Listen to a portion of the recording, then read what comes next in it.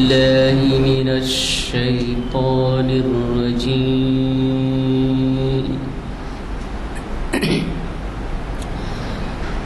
بسم الله الرحمن الرحيم.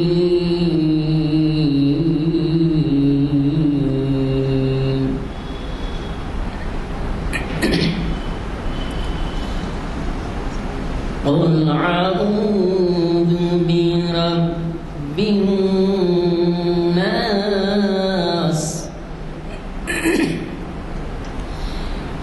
ملك الناس إله الناس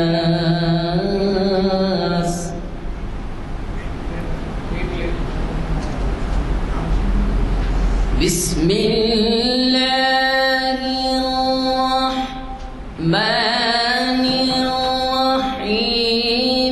قل أعوذ برب الناس ملك الناس إله الناس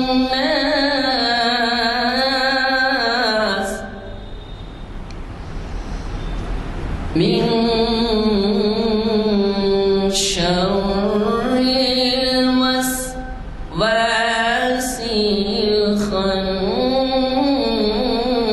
الخناس الذي يوسوس في صدور الناس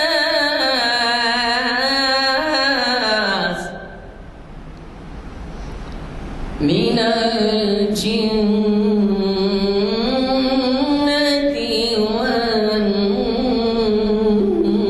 والناس. صدق الله العظيم. اللہ وبرکاتہ. آج 26 مارچ ہے 2022 اور ہماری یہ نشست تاریخ اسلام کی 953ویں نشست ہے جو مسجد عالیہ جامع مسجد عالیہ گنج فاؤنڈری میں منعقد ہو رہی ہے.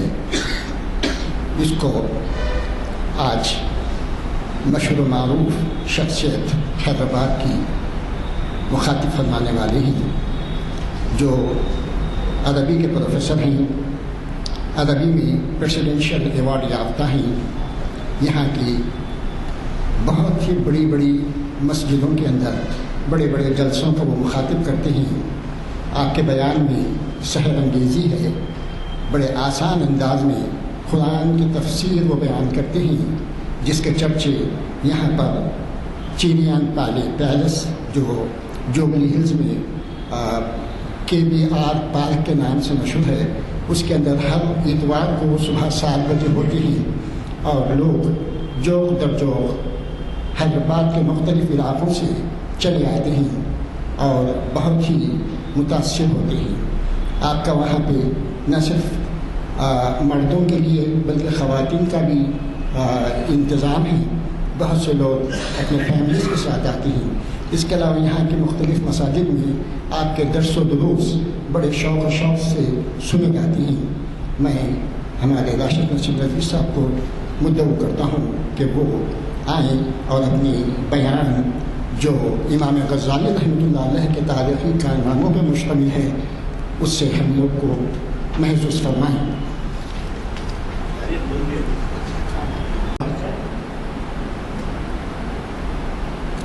الحمد للہ رب العالمین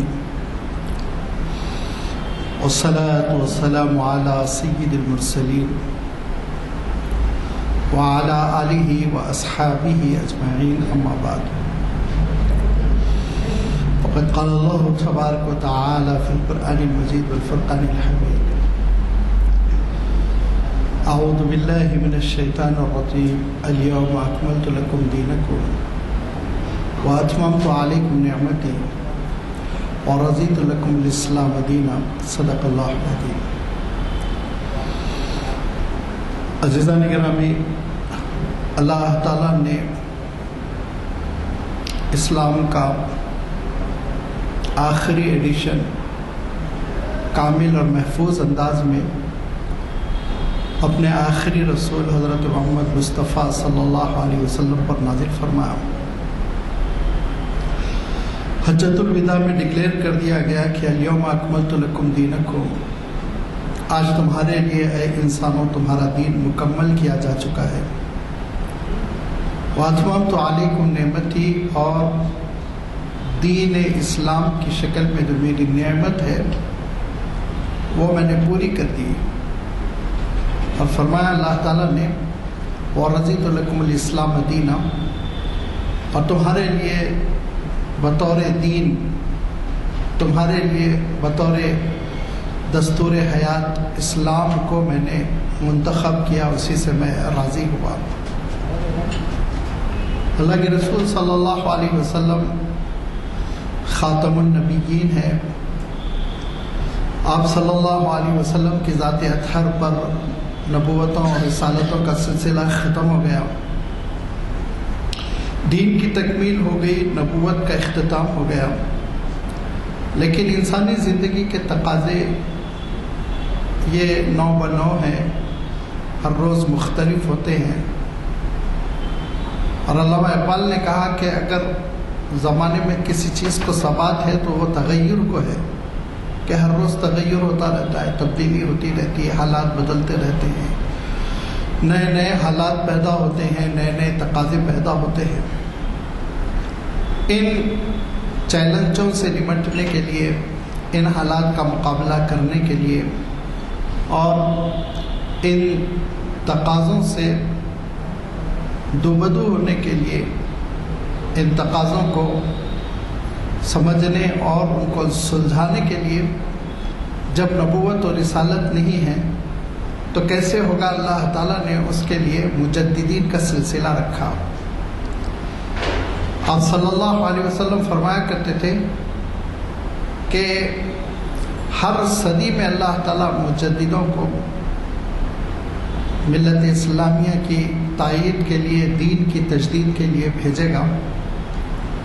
میں یجدد لہا دینہا، جو اللہ کے دین کے اوپر جو گرد و غبار آ جاتی ہے زمانے کے گزرنے کی وجہ سے، حالات کے بدلنے کی وجہ سے، اس گرد و غبار کو جھاڑ کر صاف ستھرا اسلام دوبارہ پیش کریں گے۔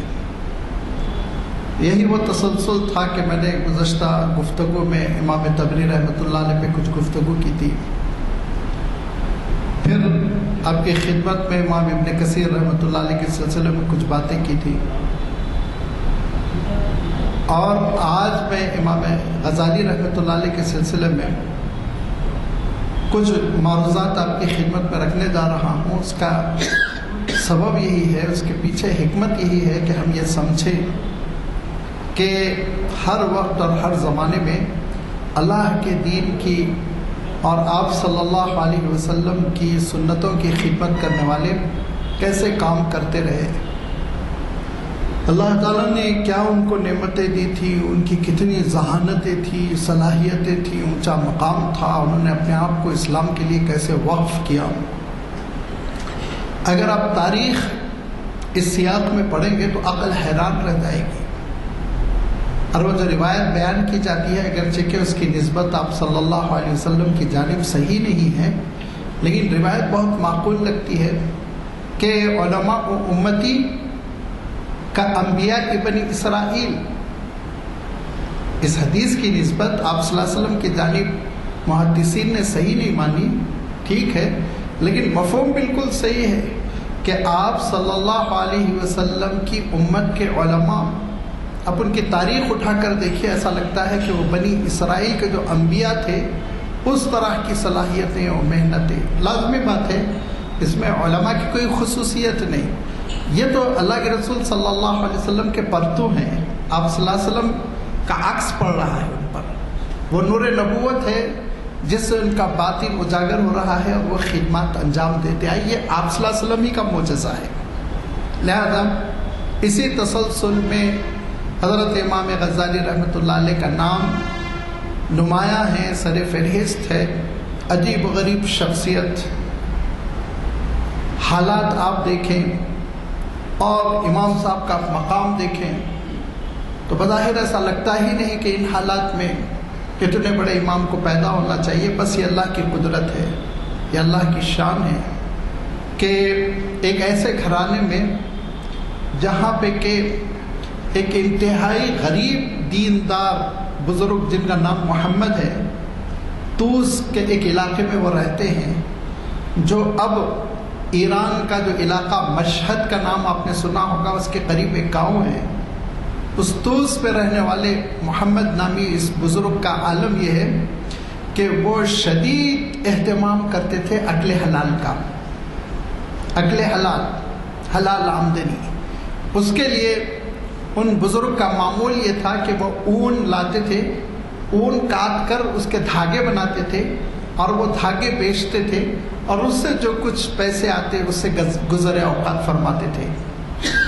باقی جو وقت بچتا وہ اہل اللہ کی خدمت میں بیٹھتے, اور جب کبھی اہل اللہ کی خدمت میں بیٹھتے تو زیر لب ایک دعا, ایک تمنا اللہ کے دربار میں پیش کرتے کہ مولا میرا بھی بیٹا ہو تو ایسے ہی فقیہ ہو, میرا بھی بیٹا ہو تو ایسے ہی عالم ہو.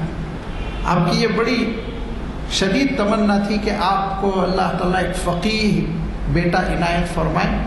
پہلا بیٹا پیدا ہوا, اس کا نام آپ نے احمد رکھا.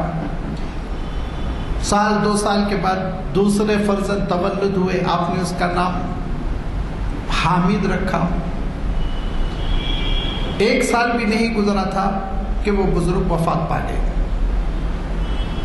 یہ جو ابو حامد کہلائے یہی امام غزالی ہیں. ابو حامد جو سن 450 ہجری میں پیدا ہوئے اور سن 451 ہجری میں آپ کے والد وفات پا گئے. جب نزا کا عالم ہوا تو اپنے ایک بہت دیندار ساتھی کو بلائے جو بڑے متقی تھے, اور لازمی بات ہے بیچارے غریب کا ساتھی بھی غریب ہوتا ہے, وہ بھی غریب تھے. ان کو بلایا, بلا کے کہا دیکھو یہ میرا سرمایہ ہے جو زندگی بھر میں نے جمع کیا. میرے 2 بیٹے ہیں, میری کوئی خواہش نہیں ان کی تعلیم کی فکر کرنا, ان کو پڑھانا لکھانا, ان کی تعلیم پہ خرچہ کرنا. جو بھی سرمایہ تھا وہ ان کے حوالے کیا. وفات ہو گئی, ان کی انتقال ہو گئی. حضرت محمد طوسی رحمۃ اللہ علیہ بڑے اللہ والے نیک غریب بزرگ تھے. اب یہ بچوں کی تعلیم شروع ہوئی, احمد کی اور حامد کی. اور وہ صاحب جو دوست تھے مرحوم کے, وہ خرچ کرتے رہے. 2-3 سال کے بعد مکتب کی تعلیم ختم ہوئی کہ وہ دونوں بچوں کو بلا کے کہتے ہیں بیٹے آپ کے والد صاحب نے اتنے پیسے چھوڑے تھے, اتنا سرمایہ چھوڑا تھا, وہ اب خرچ ہو گیا. اور تم لوگ میری پوزیشن دیکھ رہے ہو, میں خود بھی غریب ہوں, میں تمہاری تعلیم پہ خرچ نہیں کر سکتا ہوں, لہذا اب تم لوگ خود سوچو کچھ کرو. چنانچہ یہ دونوں بھائی جو 6-7 سال کے تھے, یہ لوگ طوس سے نکلے. ایک کمل تھی دونوں کے پاس اور کچھ نہیں تھا. ایک کمل. اور آپ کو معلوم ہے یہ ایران کے علاقے بہت ٹھنڈے ہوتے ہیں. سرمایہ کل زاد راہ پوری کی پوری جو تھی وہ صرف 1 کمل, نہ کپڑے کے جوڑے, جسم پر 1 جوڑا اور 1 کمبل کاندھے پہ ڈال کے بچے قافلے میں چلے. چلتے چلتے ایران کے ایک علاقے جرجان میں پہنچے. اب بھی جرجان شہر ہے ایران میں, اور وہاں کے اساتذہ سے انہوں نے تعلیم حاصل کرنی شروع کر دی. دن میں کچھ محنت کرتے جس سے 1-2 روٹی کما لیتے, اور وہ اس سے پیٹ بھر لیتے, اور پھر اس کے بعد پڑھتے رہتے. رات میں مسجد میں قیام رہتا. لہذا مسجد میں طلبہ بکثرت قیام کرتے تھے. اس زمانے کی مساجد مدارس ہی ہوا کرتی تھی, ہر مسجد میں طلبہ ہوتے تھے. جامعہ الازہر خود مسجد ہے. آپ قاہرہ جا کر دیکھیے, جو اسلام کی سب سے قدیم اور سب سے بڑی یونیورسٹی سمجھی جاتی وہ ایک مسجد ہے. ایک پلر کے پاس ایک کلاس ہوتی تھی. اب ایک سامنے ایک بڑی بلڈنگ بنائی گئی, لیکن اب بھی مسجد میں بکثرت تعلیم ہوتی ہے, کئی کلاسز ہوتی ہیں. تو امام غزالی جو تھے وہ ابھی حامد کے نام سے مشہور ہے. وہ مسجد میں رہتے, رات میں پڑھتے, دن بھر محنت کرتے. اسی اثنا ایک بزرگ مسجد میں چلے آئے اور طلبہ کو دیکھے کہ کوئی ذرا سا نیم دراز لیٹے ہوئے مطالعہ کر رہا. ہم لوگ بھی جب تھک جاتے ہیں تو تھوڑا کمر سیدھی کر کے پڑھتے ہیں نا, کوئی کروٹ لیٹے ہوئے مطالعہ کر رہا ہے کتاب کا، لیکن ایک بچے کو دیکھا وہ بالکل الرٹ بیٹھا ہوا ہے اور کتاب کا مطالعہ کر رہا ہے، پوائنٹس لکھ رہا ہے۔ انہوں نے کہا یہ بچہ لکھ کے رکھو، اپنے وقت کا امام بنے گا۔ وہی تھے امام غزالی۔ اس طرح محنت کے ساتھ پڑھتے رہے، نوٹس تیار کرتے رہے، یہاں تک کہ یہ دونوں بھائیوں کو یہ محسوس ہوا کہ اب ہم نے تکمیل کر لی، علوم ہمارے مکمل ہو گئے، اب اپنے وطن کو چلیں گے۔ لہذا ہم 7-8 سال کے بعد طوس کی جانب پھر روانہ ہوئے۔ اچانک راستے میں قافلے پر ڈاکوؤں کا حملہ ہو گیا۔ وہ زمانہ جانتے ہیں نا، ڈاکو تو بہت ہوا کرتے تھے۔ ڈاکوؤں نے حملہ کیا، قافلے کو لوٹنا شروع کر دیا، پورا قافلہ لوٹ لیا۔ اسی میں یہ حامد نامی لڑکے کا، ابو حامد، اس کو تاریخ ابو حامد کہتی ہے، ابو حامد الغزالی، ان کا بھی جو سامان تھا وہ بھی لوٹ کے لے گئے۔ اب یہ لڑکا 12-13 سال کا، 15 سال کا، یہ ڈاکوؤں کے پاس جاتا ہے اور کہتا ہے تمہارے سردار کون ہیں، ان سے میری بات کراؤ۔ تو کہا مرنا ہے؟ کہا ہاں مرنا ہے، مجھے ڈر نہیں ہے، تم اپنے سردار سے بات کراؤ۔ تو کہا جاؤ وہ دیکھو وہاں ہے سردار۔ اس کے پاس گئے اور کہا کہ دیکھو تمہارے ساتھیوں نے میرا سامان لوٹا، پورا سامان لے جاؤ، لیکن اس میں میرا بستہ ہے، بیگ، بستہ کہہ لیجئے، بیگ کہہ لیجئے، اس زمانے کے اعتبار سے جھولا کہہ لیجئے، وہ مجھے لوٹا دیا جائے۔ تو ڈاکوؤں کے سردار نے کہا کہ ایسی کون سی قیمتی چیز ہے کہ تو اپنی جان جوخم میں ڈال کر اس جھولے کو مانگ رہا ہے؟ تو ابو حامد الغزالی کہتے ہیں جو بھی ہے تیرے لیے 0% اہمیت، تیرے کام آنے والی چیز نہیں، میری زندگی بھر کی کمائی ہے۔ تو کہا کیا ہے؟ کہا میرے درس جو تھے، میں جو پڑھا ہوں اس کے نوٹس ہیں، اوراق ہے، وہ نوٹس لکھا ہوا ہوں میں، پورے 7-8 سال کی تعلیم جتنی میری ہوئی اس کی ڈائریاں ہیں، وہ لکھا ہوں میں، وہ نوٹس ہے۔ نوٹس کی اہمیت کیا ہوتی؟ بیچارے اسٹوڈنٹ سے پوچھئے، سال کے اخیر میں گم ہو جائے تو دیوانے ہو جاتے ہیں ہمارے غم کے بچے۔ تو لہٰذا وہ پورے نوٹس ہیں۔ وہ ہنس پڑا، سردار ہنسنے لگا۔ کہا تو ہنستا کیوں ہے، آپ ہنستے کیوں ہیں؟ سردار نے کہا کہ لڑکے تو نے بھی کیا علم حاصل کیا کہ تیری کتابیں کیا لٹ گئی، تیرے نوٹس کیا لٹ گئے، تو علم سے نہتا ہو گیا، عاری ہو گیا، ختم ہو گیا علم تیرا، ایسے علم سے کیا فائدہ؟ امام غزالی کہتے ہیں وہ جملہ میرے دل کو کلک کر گیا، لیکن اس نے پورا بیگ دے دیا، کہا لے جاؤ، اور آپ میرے کام کے نہیں ہیں، لے جاؤ۔ 3 سال امام غزالی رحمۃ اللہ علیہ اپنے گھر میں معتکف رہے، 3 سال خلوت نشین، اور اس کے بعد اپنے نوٹس کو ضائع کیا یہ کہتے ہوئے اب میرے پورے سینے میں ہے، اب مجھے نوٹس کی ضرورت نہیں ہے۔ محنت کی ساری چیزیں اپنے یادداشت کے ذخیرے میں محفوظ کر لی، اس طرح سے کہ اعتماد ہو گیا کہ اب مجھے اس نوٹس کی مراجعات کرنے کی، ریفر کرنے کی اب ضرورت نہیں ہے۔ ان کو ضائع کر دیا، کہا اب دل میں آ گئے ہیں نوٹس، اب سینے میں آ گئے ہیں، اب مجھے ضرورت نہیں ہے۔ اب اس کے بعد سے پھر امام غزالی رحمۃ اللہ علیہ نکلتے ہیں، سفر کرتے ہیں، اور ایران سے باہر نکلتے ہوئے آپ پہنچتے ہیں نیشاپور۔ نیشاپور میں ایک بہت بڑی شخصیت تھی اور تاریخ میں ان کی بڑی شہرت ہے، اتنی شہرت ہے کہ اگر آپ گوگل پر بھی امام الحرمین مانیں گے تو وہی صاحب امام جوینی کا نام آئے گا۔ امام جوینی رحمۃ اللہ علیہ تھے جن کا لقب ہے امام الحرمینی۔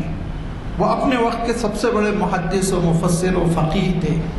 امام شافعی رحمۃ اللہ علیہ کے فقہ کے مجتہد تھے۔ ان کی خدمت میں پہنچ گئے۔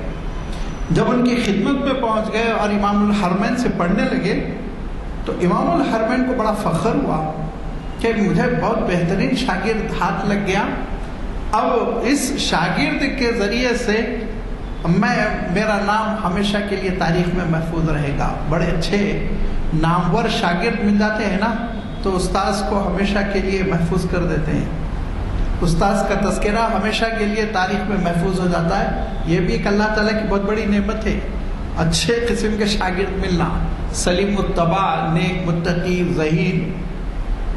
چنانچہ امام غزالی رحمۃ اللہ علیہ استفادہ کرتے رہے۔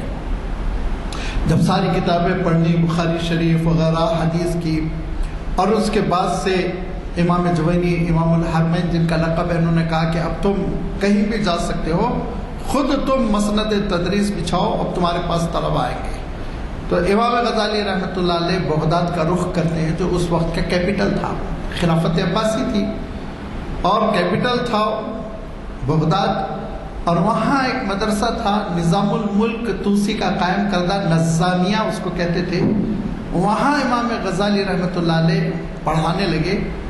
اتنی شہرت ہوئی، دیکھتے دیکھتے اتنی شہرت ہوئی کہ آپ کی ایک ایک کلاس میں ساری دنیا کے جو طلبہ جمع ہوتے تھے ان کی تعداد 300 سے زائد ہوا کرتی تھی۔ اس زمانے میں کوئی یونیورسٹی نہیں ہے ہاسٹل کی فیسلٹیز دے رہی ہو، بسیں آ رہی ہوں، پڑھایا جا رہا ہو۔ وہ تو وہ زمانہ تھا کہ لوگوں کو پیدل سفر کرنا پڑتا تھا، اونٹ کی پیٹوں پہ سفر کرنا پڑتا تھا، وطن کو بھول جانا پڑتا تھا، دور دراز سے لوگ آ کر 300 کا مجمع لگ جانا معمولی بات نہیں۔ دور دور تک امام غزالی رحمۃ اللہ علیہ کی شہرت پہنچ چکی تھی، اور امام غزالی رحمۃ اللہ علیہ تدریس کے فرائض انجام دیتے تھے۔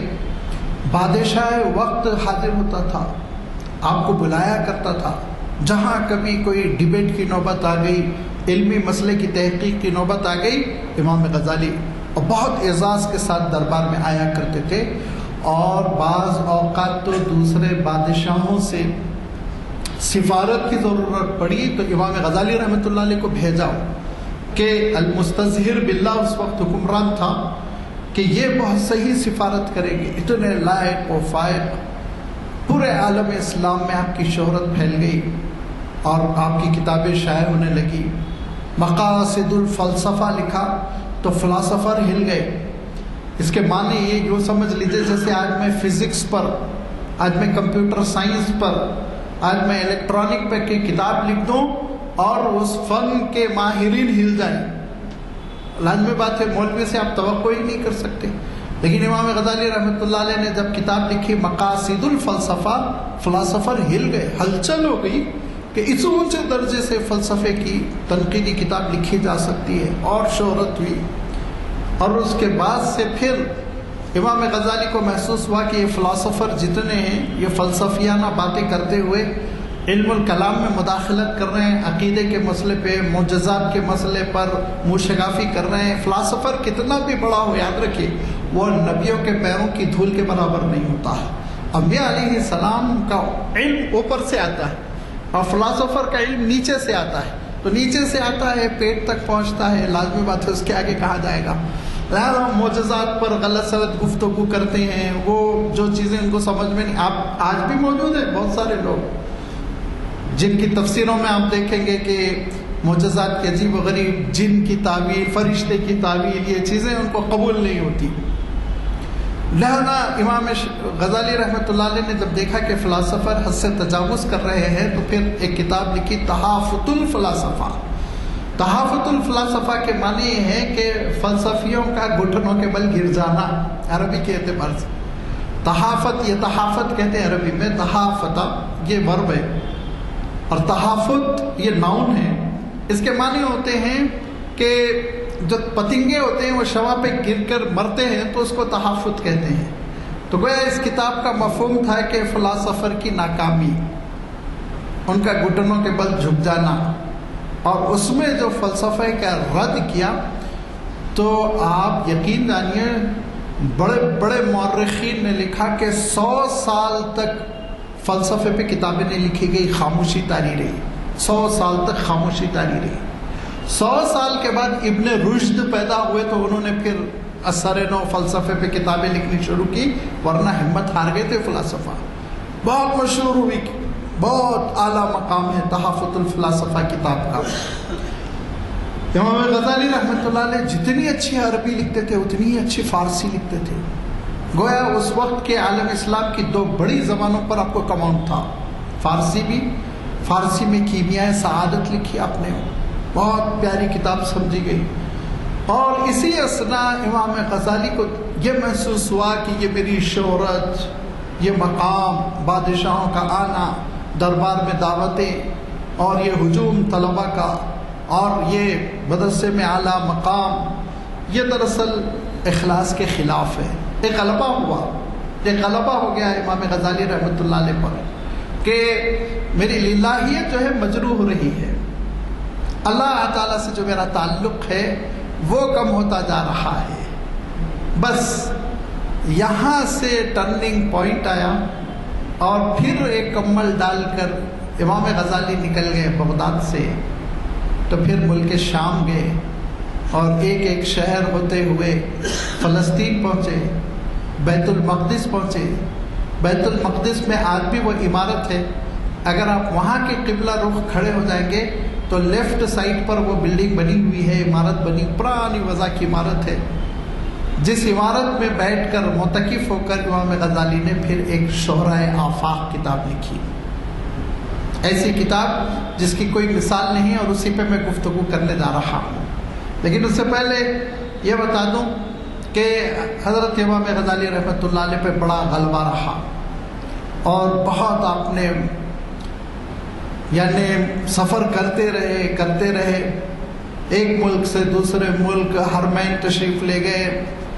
آخر کار آپ کو ایک اہل اللہ میں سے ایک بزرگ ملے بالکل خلوت نشین، اور انہوں نے کچھ نصیحتیں کی، کچھ تربیت کی، اپنی خلافت دی، اپنا مجاز بنایا. وہ سب کو لے کر اپنے ملک طوس آئے. وہاں پہ پھر خلوت نشین ہو گئے، گھر میں بند ہو گئے، صرف عبادتیں کرتے رہے. یہاں تک کہ امام غزالی رحمۃ اللہ علیہ کو یہ یقین ہوا کہ اب میں اپنے آپ پر کنٹرول پا چکا ہوں، اپنے نفس پر قابو ہو چکا ہے. یہ آپ کا سفر کب سے رہا آپ جانتے ہیں. یہ سفر آپ کا شروع ہوا 488 سے 488 ہجری سے، اور یہ سفر آپ کا جا کے ختم ہوا تقریباً 14 سال بعد، جبکہ آپ 502 ہجری میں اپنے ملک، اپنے گھر، اپنے گاؤں طوس میں بھی ایک چھوٹا سا مقام ہے غزال. اچھا دیکھیے، یہ بھی میں آپ کو بتا دوں، غزالی نہیں کہنا چاہیے، تجدید نہیں، غزالی، کیونکہ غزال ایک گاؤں تھا، اس کی جانب آپ کی نسبت ہے. امام صاحب خود لکھتے ہیں غزال کے معنی ہوتے ہیں غزل، وہ کچھ دھاگوں کا کام ہوتا تھا کسی زمانے میں، چرخہ کاتنا اس کو کہتے تھے. تو امام صاحب کہتے ہیں اس سے میرا کوئی تعلق نہیں، چرخہ کاتنے سے میرا کوئی، خود لکھا آپ نے، بلکہ میں غزال گاؤں کا ہوں، اس گاؤں کی جانب غزالی بس. غزالی اگر ہم کریں گے تو وہ پیشے کی جانب نسبت ہو جاتی ہے. لہذا بنکروں کا پیشہ ہم کیا کہیں گے اس کو، اردو میں سمجھ میں نہیں آ رہا مجھے، جو بنکر ہوتے ہیں ان کا جو پیشہ ہوتا ہے وہ. تو امام غزالی رحمۃ اللہ علیہ فرماتے ہیں کہ پھر میں چل پڑا 14 سال کے بعد بغداد. پھر اسی مدرسے میں پڑھایا، لیکن نفس پر کنٹرول ہو چکا تھا. اب مجھے شہرت نہیں نقصان پہنچا رہی تھی، اب مجھے دولت کی حرص نہیں تھی، اب میں بالکل اخلاص کے ساتھ پڑھاتا تھا، میں فنا فی اللہ ہو چکا تھا. اور اس کے بعد پھر امام غزالی ایک سفر کرتے ہیں 505 ہجری میں. اب آپ کی عمر 55 سال ہے ابھی. آپ اپنے وطن گئے، کسی کام سے گئے ہوں گے، کسی سے ملنے گئے ہوں گے، لیکن آپ کی طبیعت خراب ہو گئی اور مرض بڑھتا گیا، یہاں تک کہ دوشنبے کے دن مورخین نے لکھا کہ امام غزالی نے صبح میں اپنے خدام سے، آپ کو بیٹے نہیں تھے، صرف بیٹیاں ہوئی تھی، بیٹے نہیں تھے آپ کو، تو اپنے خدام سے کہا کہ کفن لاؤ. کفن لایا گیا تو چوما اور کہا تو ہی میرا آخری پیرہن ہے، اور اس کو رکھا اور کہا اے مالک الملک، اب تیرے ملک میں آ رہا ہوں. اس کے بعد قبلہ رخ ہو کر لیٹ گئے اور اس کے بعد سے خاموش ہو گئے، وفات ہو گئی. یہ سن 505 ہجری میں، 450 میں آپ پیدا ہوئے، 505 میں وفات ہوئی، کل 55 سال کی عمر. وہیں پر وہی طوس نامی ڈسٹرکٹ میں آپ کا مقبرہ ہے، جو اب موجودہ دور میں ایران میں آتا ہے.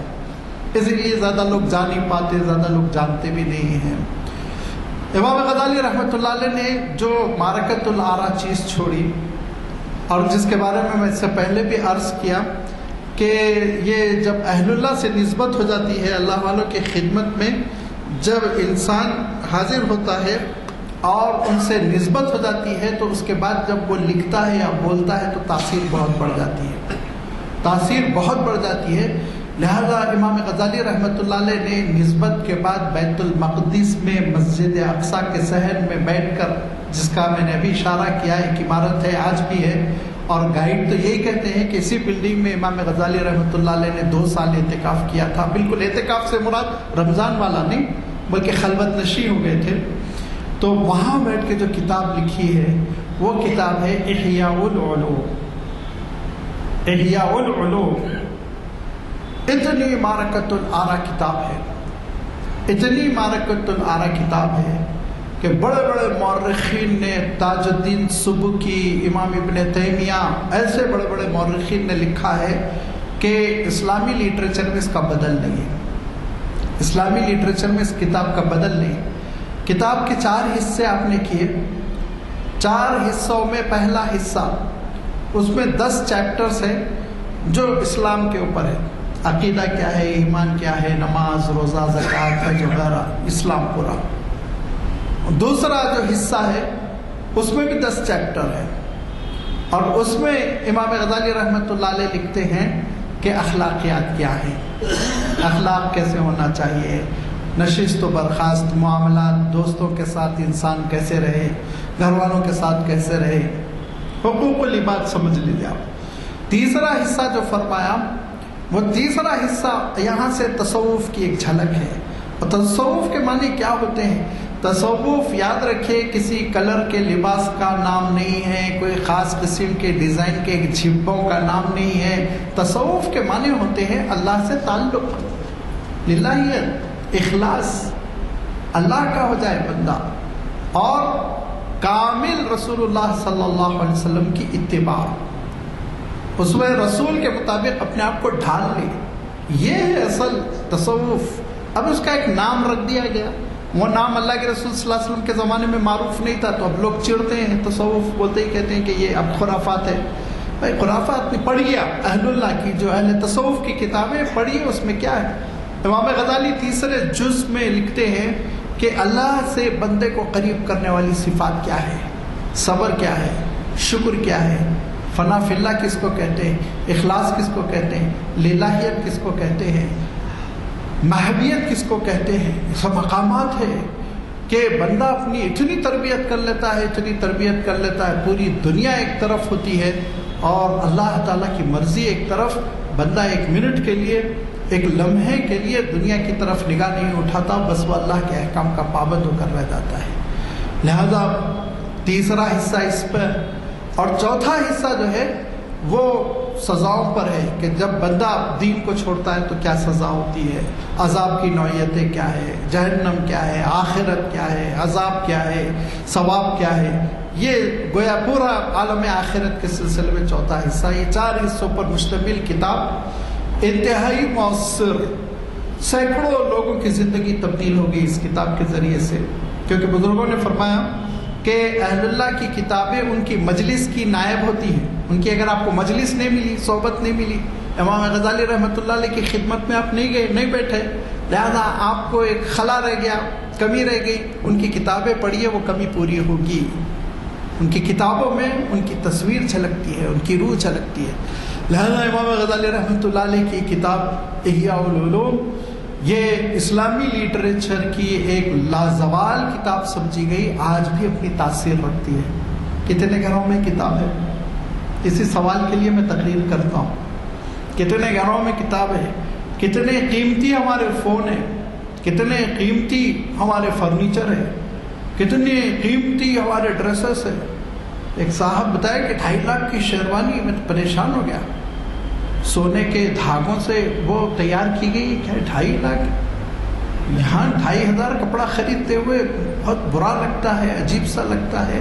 2.5 لاکھ کی شیروانیاں خریدتے ہیں لوگ. کیا فائدہ ہے؟ شیروانی رہ جائے گی نا، صاحب شیروانی نہیں رہیں گے، صاحب شیروانی نہیں رہیں گے، لٹکتی رہ جائے گی یادگار کے طور پر. اور اگر ہم مہینے میں اپنی تنخواہ کا 1%، اپنی آمدنی کا 1% کہہ رہا ہوں میں، 2% بھی نہیں کہہ رہا ہوں، 1% حصہ اسلامک لٹریچر پہ خریدیں، تفسیر خریدیں، حدیث، سیرت، انبیاء علیہ السلام کی سیرتیں، تاریخ اسلام، اور یہ اہل اللہ کی عظیم الشان کتابیں، یہ گھر میں ہو اور اس کا مطالعہ ہو، کتنا ماحول بنے گا۔ بلا وجہ کی غیبتیں، تبصرے، بکواس، ادھر ادھر کی باتیں، اور یو پی میں کیا ہوا، راجستھان میں کیا ہوا، پنجاب میں کیا ہوا، جو ہونا تھا ہو گیا، میں اور آپ کیا کر سکتے ہیں۔ لیکن اس کے بجائے اگر میں مطالعہ کروں گا نا تو میں عالم بنوں گا، اور ربی زدنی علما کی جو دعا ہے نا، وہ دعا کا گویا مصداق بنوں گا، علم میں اضافہ ہوگا نا، ہوگا کہ نہیں ہوگا؟ اور بہت ممکن ہے، بہت ممکن ہے ہماری مجلس میں ہر حاضر شخص کی استعداد پیدا ہو جائے کہ وہ یہ اسٹیج سامان لے آگے چل کے، اتنا مطالعہ ہو سکتا ہے۔ میں سمجھتا ہوں ایڈوکیٹ صاحب واقف ہوں گے کہ کتنے مشہور مورخ تھے نظام الدین مغربی صاحب، دیکھا ہوگا آپ نے، مطالعہ تھا ان کا، گہرا مطالعہ تھا، کسی مدرسے کے فارغ نہیں تھے، مطالعہ ان کا اتنا گہرا تھا، اتنا پیارا تھا، لوگ سر دھنتے رہ جاتے، اور لے جا کے سیدھا ان کو علی گڑھ میں تاریخ کا پروفیسر بنا دیا گیا تھا، بیچارے وہی انتقال کر گئے تھے، وہیں تدفین ہوئی، وہی انتقال ہو گیا۔ تو میں عرض کر رہا ہوں کہ ہم علم میں اضافے کے لیے مطالعے کی عادت ڈالیں۔ مجھے کسی بھی ناشر اور مکتبے سے مسجد کے زیر سایہ کہہ رہا ہوں، 1 پیسے کا کمیشن نہیں ہے، لیکن خریدیں، اردو ترجمے ہیں ان کے، احیاء العلوم کا اردو ترجمہ ہے، جو ترجمہ آپ کو پسند آئے آپ وہ ترجمہ خریدیے، اپنے گھر میں رکھیے، مطالعہ کیجیے، انشاءاللہ اس کا اثر ہوگا، اس سے ہماری شخصیت نکھرے گی، اور پرسنالٹی ڈیولپمنٹ کے لیے کبھی کبھی 70-80 ہزار روپے دے کر لوگ شرکت کر رہے کورسز میں، وہ فری میں ہو جائے گا آپ کو انشاءاللہ۔ لہذا میں ہمیشہ جو بھی گفتگو کرتا ہوں اسی درخواست کے لیے کرتا ہوں، آپ سمجھ لیجیے کہ ہمارے اسلامی لٹریچر کو فروغ ہو، اسلامی اردو میں اتنا لٹریچر ہے کہ مولانا علی میاں صاحب رحمۃ اللہ علیہ کہتے تھے، اور جب ان کا حوالہ دینا تو آپ سمجھ لیجئے، وہ 4 زبانوں پر راست مطالعہ رکھتے تھے۔ وہ کہتے تھے کہ عربی کے بعد اب اردو میں اتنا اسلامیات پر لٹریچر ہے کہ اب فارسی بھی مقابلہ نہیں کر پاتی ہے اس کا۔ سوچیے، تو ہمارے بزرگوں کی محنت کو ہم ضائع کر دیں گے؟ ہرگز نہیں۔ یہ کتابیں ہم گھر خرید کرنا ہے، ہر مہینہ اگر کسی کی 10,000 تنخواہ ہے تو وہ 100 روپے کی کتاب خریدے، صرف 100 روپے، اور کسی کی 1 لاکھ ہے تو 1,000 کی خریدے، اور اگر کسی کی 10 لاکھ ہے تو وہ 10,000 کی خرید کے دے، ساتھیوں کو تحفہ دے، انشاءاللہ یہ صدقہ جاریہ ہوگا، اس کا ثواب ملے گا، علم کو فروغ ہوگا، اردو کو تحفظ ہوگا، اسلامی لٹریچر کا احیاء ہوگا، بیک وقت کتنی خدمات ہوگی آپ اندازہ کریے۔ اسی اپیل کے ساتھ میں گفتگو ختم کرتا ہوں۔ وآخر دعوانا ان الحمدللہ رب العالمین۔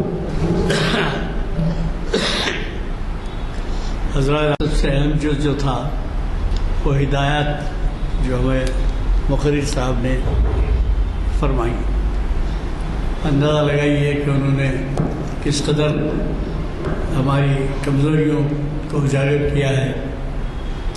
مجھے خوشی اس بات کی ہے کہ جب یہ محافل ہوتے ہیں تو ان کو ساری دنیا میں دکھائے جانے کا انسان ہے۔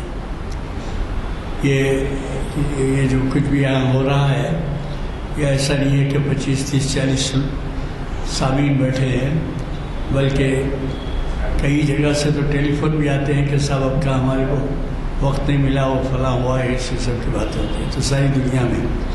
دوسرا پہلو جو ہے، آپ نے اپنے کئی خطابات یہاں پر آپ کے ہوئے، لیکن آج کے خطاب کی اہمیت اس وجہ سے ہے کہ آپ نے ہمیں بہت سے بڑے اہم مشورے دیے ہیں۔ جا کے دیکھیے، لائبریریز کا حال یہ ہے کہ ایک بہت بڑے ادیب مصطفیٰ حسین لکھتے ہیں کہ لائبریری میں کئی دن سے کتابیں بند پڑی ہیں، اور انہوں نے مکالمہ لکھا ہے کہ کتاب لے کے کھولے تو اس کے اندر کیڑے تھے جو کھا رہے تھے وہ کاغذات، اور ان کا مکالمہ ان سے ہوا کہ آپ ہمارے کو کیا کیوں ڈسٹرب کر رہے ہیں، ہماری غذا ہے یہ فلاں ہے۔ بہرحال دیکھیے، آج کے خطاب سے ہمیں کچھ سبق لینا ہے، وہ یہ ہے کہ مطالعہ۔ اچھا، دوسری بات یہ ہے کہ کتابوں کے بارے میں توجہ دلائی گئی، کتابیں خریدی جائیں تو پھر کس طریقے سے، ابھی آپ نے سنا اس زمانے جب کہ طباعت کی مشکلات تھیں اور ترسیل کی مشکلات تھیں، تو ان تمام مشکلات کے باوجود ایسے ایسے اسکالرس اس دور نے پیدا کیے جو آج کے ہمارے رہنمائی کے لیے مشعل راہ ہے۔ تو ملاحظہ کیجیے، کم از کم یہ تہیہ کر اٹھیے کہ آدھا گھنٹہ 1 گھنٹہ آپ مطالعے میں گزاریں گے، 24 گھنٹے میں 1 گھنٹہ اگر آپ دیں تو خود آپ کو اس کا شوق ہو جائے گا، اور یعنی علم و فن کے دفینے ہیں کتابوں کے اندر۔ اور وہ جو ہے، اب ایک مجھے واقعہ یاد آیا، ایک عالم جو ہے کتب خانے میں بیٹھے ہوئے تھے، دارالمطالعہ لائبریری جسے کہتے ہیں آج آپ، وہ ملاحظہ کرے ان کا وقت تھا 4 سے 5 تک بیٹھے رہتے تھے، اور وہ کتابیں پڑھتے تھے، بغیر 4 سے 5 تک وہ کتابیں پڑھے کے واسطے اٹھتے نہیں تھے۔ تو ایک صاحب ملنے کے لیے آئے ان سے، اور وہ اندر لائبریری کے جو انچارج تھے ان سے پوچھا انہوں نے کہ فلاں صاحب اندر مطالعہ کر رہے ہیں۔ جی ہاں کر رہے ہیں، تو ذرا ان سے کہیے فلاں فلاں آئے ہیں اور ملنا چاہتے ہیں۔ تو اگر وہ کچھ کہیں تو کہیے، ضروری بات ہے، آپ سے کچھ بات چیت کرنی ہے۔ تو وہ صاحب اندر جا کے ان سے پوچھے کہ یہ آپ کے صاحب کے لیے فلاں صاحب باہر تشریف لائے ہیں اور وہ چاہتے ہیں کہ آپ باہر آئیں اور ان سے وہ کچھ بات کر رہے ہیں۔ تو اندازہ لگائیے ان کا جواب کیا تھا۔ وہ پابند تھے، 4 سے 5 تک کوئی کام میں نہیں جاتے تھے، ڈسٹرب ہونا پسند نہیں کرتے تھے۔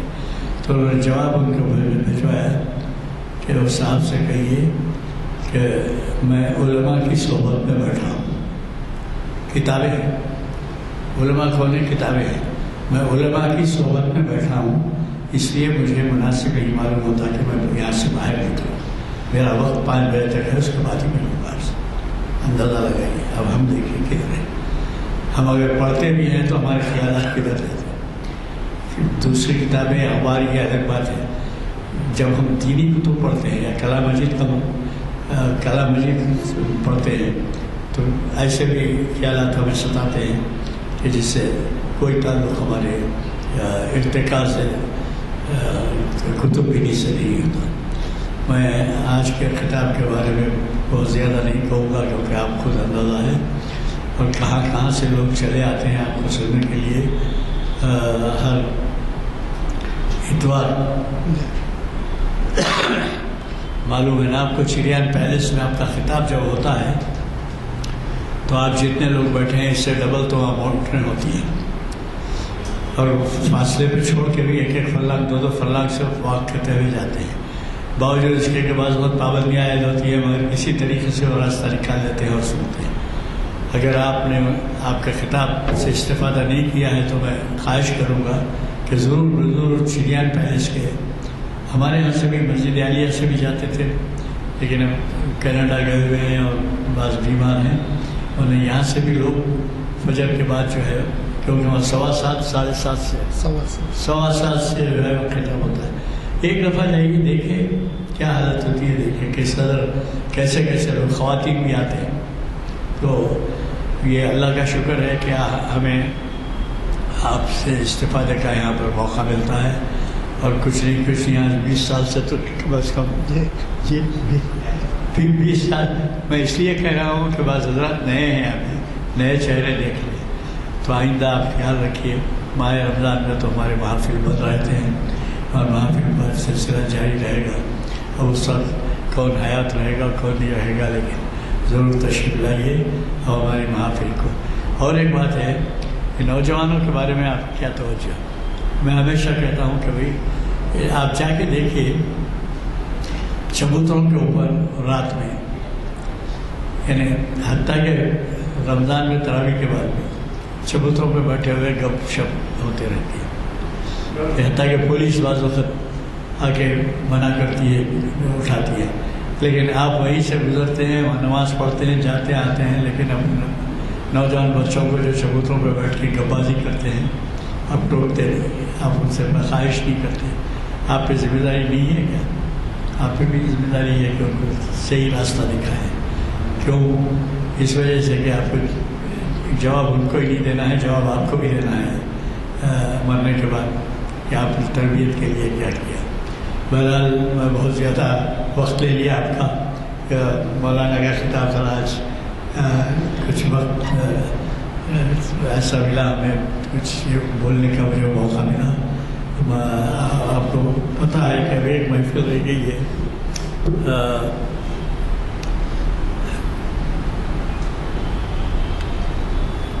دو محافل ہیں. ایک تو پیر کے دن ہے 28 مارچ، رمضان کی آمد اور موجودہ حالات. اندازہ ہوگا آپ کو کتنی اہمیت کا ہوا ہے. یو پی کے حالات دیکھ رہے ہیں آپ. موجودہ حالات میں یو پی کے حالات، بنگال کے حالات. اگر اخبار نہیں پڑھ رہے تو روزانہ صبح اٹھ کے دیکھیے اخبار کیسے جو ہے ان کے بارے میں آپ کو تکلیف دہ صورتحال سے واقف کراتا ہے. اور یہ ڈاکٹر اقبال احمد انجینئر مخاطب کر رہے ہیں جو بہت ہی بہترین مقرر ہے. اور آپ اندازہ لگائیے کہ اقبال احمد انجینئر ہر سال امریکہ کینیڈا وغیرہ بھی جاتے ہیں اور وہاں ان کے خطابات ہوتے ہیں. مجھے قوی توقع ہے کہ پیر کے دن بعد اثر اسی مقام پر شریعت انفارمیشن سروس کے 849ویں نشست ڈاکٹر اقبال احمد انجینئر کی آپ شرکت فرمائیں گے. اسی طرح سے ایک مہینے کے لیے رمضان میں جب محافل بند رہتے ہیں تو ہمارا آخری لیکچر ہے 29 مارچ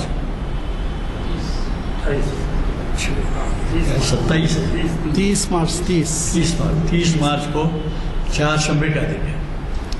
علامہ اقبال کا تصور کائنات. اب علامہ اقبال کے تعارف کی کیا ضرورت ہے مقرر کی، یعنی عنوان کی تعارف کیا ضرورت ہے. اور بہت ہی بڑے اسکالر جو جانے مانے جاتے ہیں، یہی نہیں بلکہ بیرونی ملک بھی ان کی قدر ہوتی ہے، وہ ہے پروفیسر مجید بیدار. ان کی محفل اقبال شناسی کی 1069ویں جو ان کا لیکچر ہے، تو وہ لیکچر ہمارا اس کا نمبر ہے. بہرحال مجھے قوی توقع ہے کہ اب ہمارے 2 لیکچر رہ گئے ہیں، اس میں آپ ضرور بضرور شرکت فرمائیں گے. جزاک اللہ. دعا کی گزارش. سبحان اللہ بحمدہ سبحان اللہ العظیم. اشہد ان لا الہ الا انت نستغفرک و نتوب الیک.